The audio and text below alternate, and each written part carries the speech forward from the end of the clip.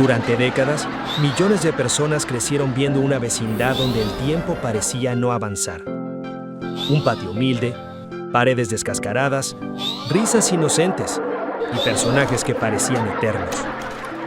Pero la pregunta que pocos se atreven a formular es esta: ¿qué ocurrió cuando las cámaras se apagaron? ¿Qué pasó cuando los aplausos terminaron y la vida real alcanzó a quienes nos hicieron reír?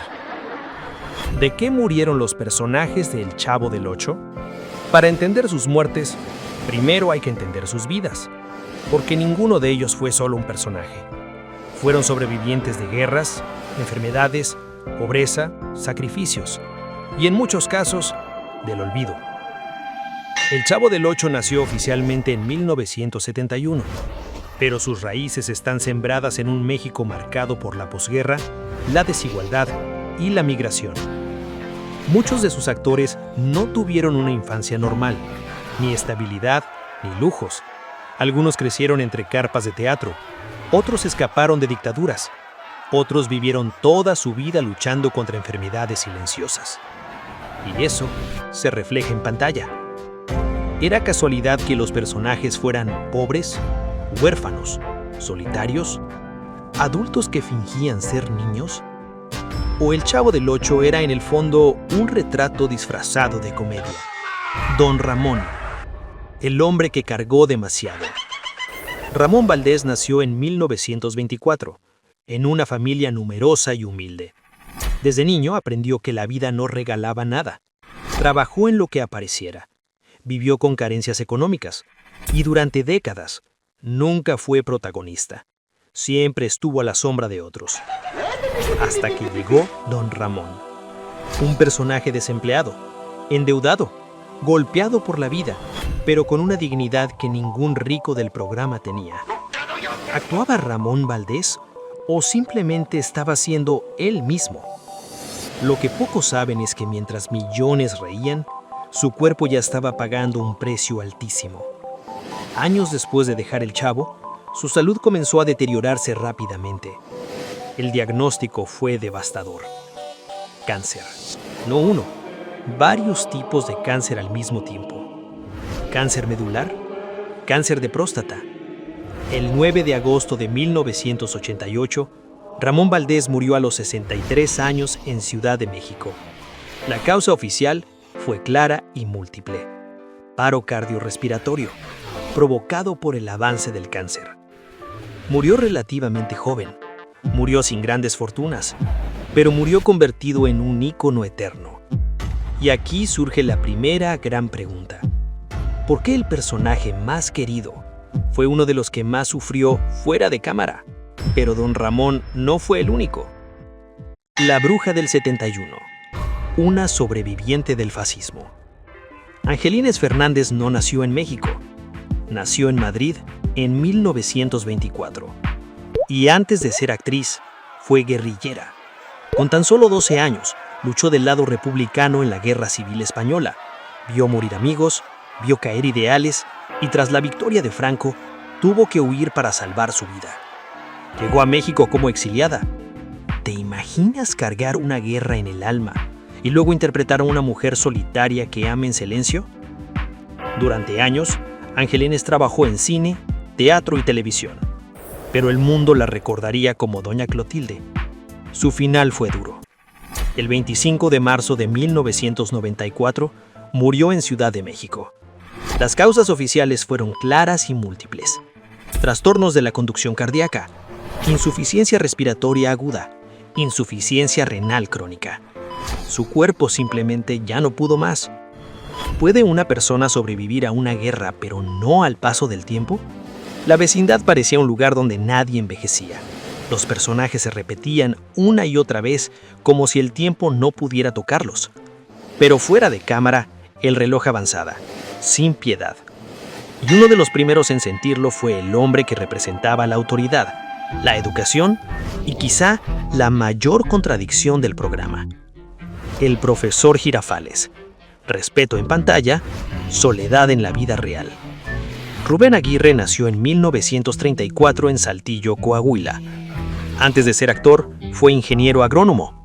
Sí, un hombre preparado académicamente, que terminó interpretando a un maestro constantemente humillado por niños y adultos. ¿Casualidad? Durante décadas, Rubén Aguirre fue uno de los rostros más constantes de El Chavo del Ocho. Su voz grave, su postura rígida, su romance eterno e inconcluso con doña Florinda. Pero tras el final del programa, su vida dio un giro silencioso. Los papeles desaparecieron, las regalías no eran millonarias y la fama no siempre paga cuentas médicas. Con los años su salud se deterioró. Sufrió diabetes, hipertensión, problemas renales severos. En 2015 una caída le provocó una fractura de cadera. Desde ese momento su estado se agravó rápidamente. Rubén Aguirre murió el 17 de junio de 2016, apenas 2 días después de cumplir 82 años. La causa oficial, neumonía, agravada por diabetes. Y aquí surge una pregunta incómoda. ¿Cómo es posible que el maestro de América Latina termine sus últimos días lejos de los reflectores y dependiendo de cuidados constantes? Godínez, el actor que desapareció antes de su personaje. Horacio Gómez Bolaños, hermano menor de Chespirito, interpretó a uno de los personajes más enigmáticos. Godínez, el alumno que nunca estudiaba, el que siempre se salvaba, el que parecía no esforzarse y aún así sobrevivía. Pero la vida real no fue tan indulgente. Horacio no buscó protagonismo. Trabajó siempre detrás de cámaras como productor y guionista. Vivió lejos de escándalos, lejos de polémicas. Y quizá por eso, su muerte pasó casi desapercibida. Murió el 21 de noviembre de 1999, a los 69 años. La causa oficial, infarto agudo de miocardio. Sin homenajes masivos, sin titulares estruendosos. ¿Es posible desaparecer incluso después de haber sido parte de un programa más visto de la historia?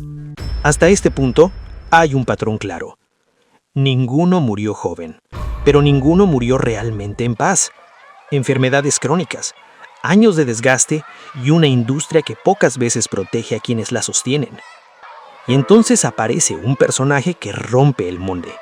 Un hombre que parecía inmune al cansancio, que decía odiar la vecindad, pero nunca pudo escapar de ella.